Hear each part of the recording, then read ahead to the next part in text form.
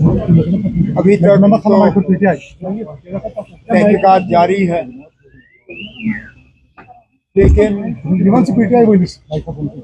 इतने सारे घर, इनको नीचे रखिए, नीचे रखिए, नीचे रखिए। ठीक चल रहा था बड़े अफसोस की बात है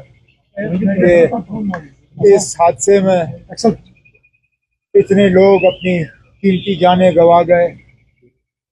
उसमें पुलिस के, FSL, सिविल इंतजामिया के और वो लोग भी जिनका हुकूमत से कोई खास लेना देना नहीं।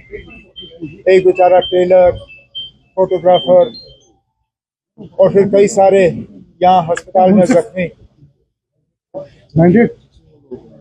कैसे हुआ, क्यों हुआ, तहकीकात शुरू की गई है। उम्मीद करता हूँ कि जवाब लोगों को मिलेंगे, क्योंकि ये नहीं होना चाहिए।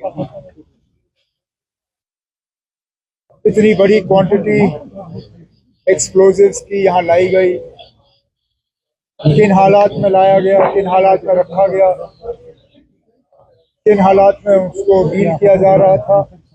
अब आहिस्ता आहिस्ता इन तमाम सवालों के जवाब जो है हमें हासिल होंगे, लेकिन फिलहाल मैं तो सिर्फ उन तमाम घरों के साथ हमदर्दी और ताज़ियत का इजहार करने,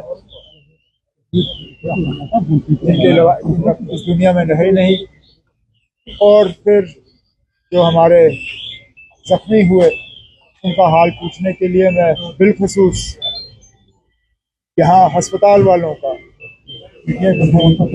उजाला सीनियर्स का जो अस्पताल है, इनका शुक्रगुजार हूँ, क्योंकि सबसे पहले ये पहुँचे। इन्होंने टेलीफोन का भी इंतज़ार नहीं किया, खिड़की से देखा कि एक्सप्लोजन हुआ है, आग लगी है, इन्होंने अपना एम्बुलेंस भेजा और सबसे पहले स्पॉट पे इनकी टीम पहुंची और इन्होंने जख्मी लोगों को निकाला। आज भी कई सारे जख्मी इनके अस्पताल में इलाज हासिल कर रहे हैं। 4 लोग इनके ICU में हैं। उम्मीद करते हैं कि ये सारे जो हैं इनकी सेहत ठीक होगी और उनको घर वापस भेजा जाएगा।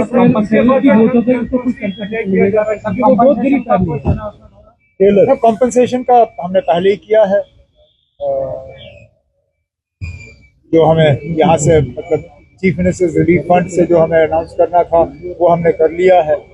इसके बाद जो मकानों को नुकसान हुआ है, स्ट्रक्चरल डैमेज, MLA साहब ने मुझसे उसके बारे में बात की, उसके लिए भी एक केस तैयार किया जा रहा है।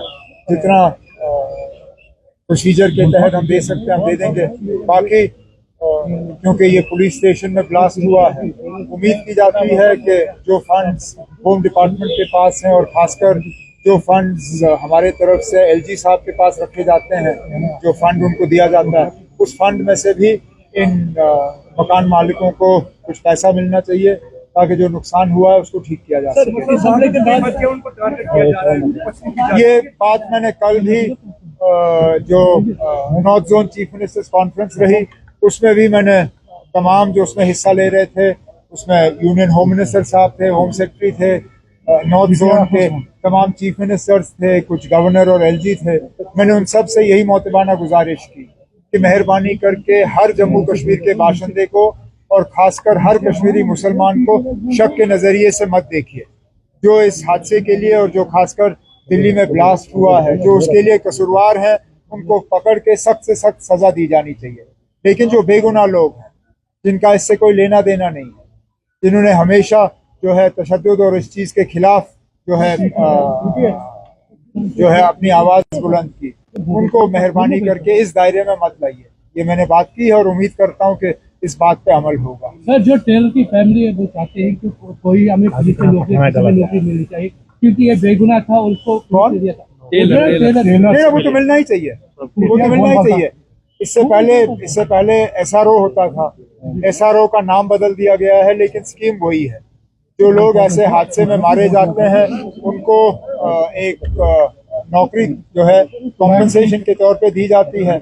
मैं गवर्नमेंट के जो हमारे अफसर हैं उनसे कहूँगा कि इस टेलर की फैमिली के लिए भी एक केस प्रोसेस किया जाए और वो केस जैसे ही हमारे पास आ जाता है उसको हम मंजूरी देंगे।